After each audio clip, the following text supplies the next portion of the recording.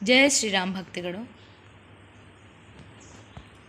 आज हम आगे की सत्संग चर्चा शुरू कर रहे हैं। उससे पहले हम क्षमा चाहते हैं, कल के वीडियो में थोड़ा बैकग्राउंड म्यूजिक ज़्यादा हो गया था, उसके लिए। आइए शुरू करते हैं।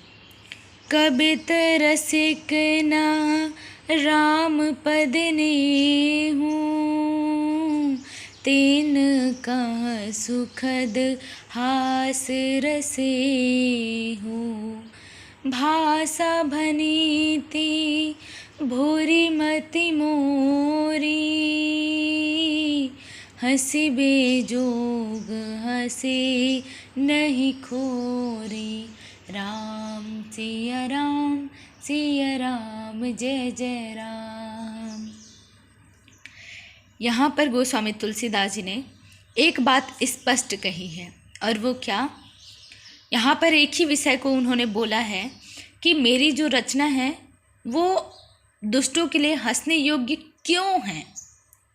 आपके मन में भी ये विचार उठा होगा कि आखिर गोस्वामी तुलसीदास जी ने इतनी बड़ी रामायण की रचना की, लेकिन उन्होंने ये दुष्टों के बारे में कहा कि दुष्ट लोग इसको सुन करके हंस सकते हैं। ऐसा क्या उन्होंने लिखा है कि लोग हंस सकते हैं? तो आइए, उन्होंने खुद ही इसका कारण बताया है।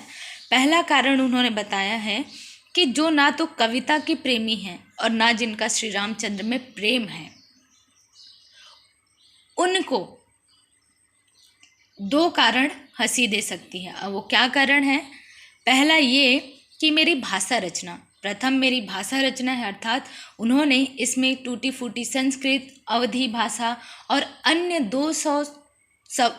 200 भाषाओं के शब्दों का उन्होंने यहाँ पे प्रयोग किया है।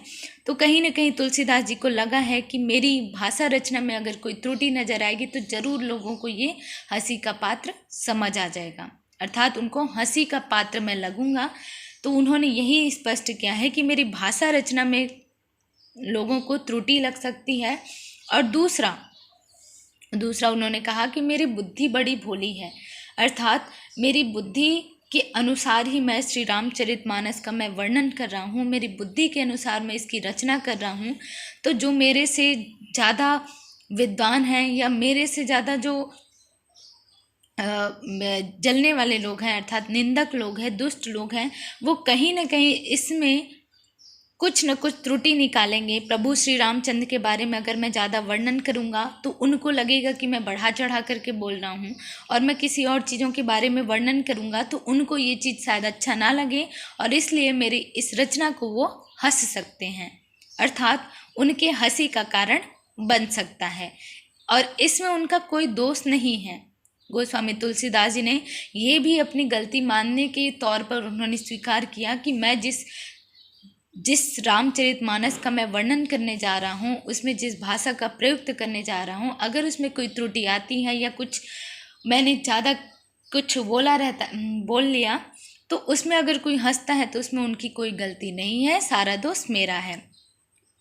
और सर्वप्रथम आपको इससे एक बहुत ही अच्छी सीख मिलती है, और आपको ही नहीं हमें भी बहुत अच्छी सीख मिली, इसीलिए आपको बता रहे हैं कि यहाँ पे गोस्वामी तुलसीदास जी ने एक चीज़ स्पष्ट की है, और वो क्या की है कि यदि आप कोई भी काम अच्छा कर रहे हैं, अर्थात कोई आप अच्छे काम कर रहे हैं, तो उसमें कहीं ना कहीं आपके भाव अच्छे हैं और सच्चे हैं। गोस्वामी तुलसीदास जी ने भले कहा यहाँ पे कि मेरी बुद्धि छोटी है, किंतु उनके मन के भाव बहुत ही पवित्र थे और उनके जो विचार थे वो बहुत ही सच्चे थे।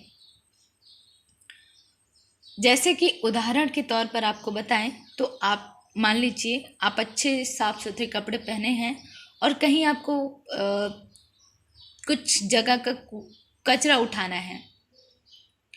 अगर आप उस कचरे को उठाएंगे तो लोग सबसे पहले तो आपके देख करके हंसेंगे, ये कौन है, थोड़ा सा मुंह बनाएंगे, ये क्या कर रहा है, चार शब्द और बोलेंगे, आपस में बोलेंगे, आपसे नहीं बोलेंगे, चार शब्द आपस में बोलेंगे वो लोग कि ये कौन है, कहाँ से है, देखो क्या कर रहे हैं, क्या काम कर रहे हैं, इसको और कोई काम नहीं मिला। किंतु जब वो देखेंगे कि आप कुछ अच्छा काम कर रहे हो तो वो भी आपके साथ लग जाएंगे। तो इस प्रकार गोस्वामी तुलसीदास जी ने कहा है कि भले आप उस काम के प्रेमी ना हो, भले आप लोगों की परवाह करें चाहे ना करें, लेकिन जब कोई अच्छा काम होगा तो कहीं ना कहीं आप उसमें इन्वॉल्व हो जाएंगे, अर्थात कहीं ना कहीं आप उसमें जुड़ जाएंगे। उसी प्रकार गोस्वामी तुलसीदास जी ने कहा कि जो ना तो कविता के प्रेमी हैं, अर्थात जिनको कविता अच्छी नहीं लगती, जिनको भगवान में विश्वास नहीं है, जो भगवान को प्यार नहीं करते हैं, भगवान की भक्ति नहीं करते, उनको भी कहीं ना कहीं ये रामायण सुनने को ही मिलेगी। अर्थात वो कहीं ना कहीं किसी न किसी वजह से आखिर वो लोग सुनेंगे ही सुनेंगे। ज़्यादा नहीं तो कम से कम मेरी रचना को पढ़ने के लिए ही वो इस रामायण को सुनेंगे। ज़्यादा नहीं तो कम से कम प्रभु श्री राम जी के गुणों का वर्णन जो मैं करूँगा उसको समझने के लिए ही वो लोग पढ़ेंगे, किंतु इसको कहीं ना कहीं वो लोग पढ़ेंगे। यहाँ पर दो अर्थ है, उन्होंने भले ही बताया नहीं है किंतु हमें जो समझ आता है वही आपको बता रहे हैं कि दो अर्थ उन्होंने ये बताया है कि सर्वप्रथम आप जब कुछ अच्छा काम कर रहे हैं तो ज़रूर लोग आपको हंसेंगे। उसके बाद दूसरा कि वो लोग जो लोग हंस रहे थे वो कहीं ना कहीं आपका साथ देंगे। अर्थात कहीं ना कहीं जिनको भगवान में विश्वास नहीं है या जिनको रामायण पढ़ने में रुचि नहीं है वो भी कहीं ना कहीं रामायण जरूर पढ़ेंगे। किसके लिए पढ़ेंगे? अपनी हंसी के लिए पढ़ेंगे कि मेरी कोई कमी निकले और मैं हंसूं। इस टाइप से वो लोग हंसने के लिए ही पढ़ेंगे, लेकिन कहीं ना कहीं प्रभु की भक्ति वो लोग भी करेंगे। तो आज का ज्ञान बस यही तक। आपको अगर और भी कुछ संदेह हो तो हमें ज़रूर से ज़रूर कमेंट करके बताइए। और आज के लिए बस इतना ही। जय श्री राम।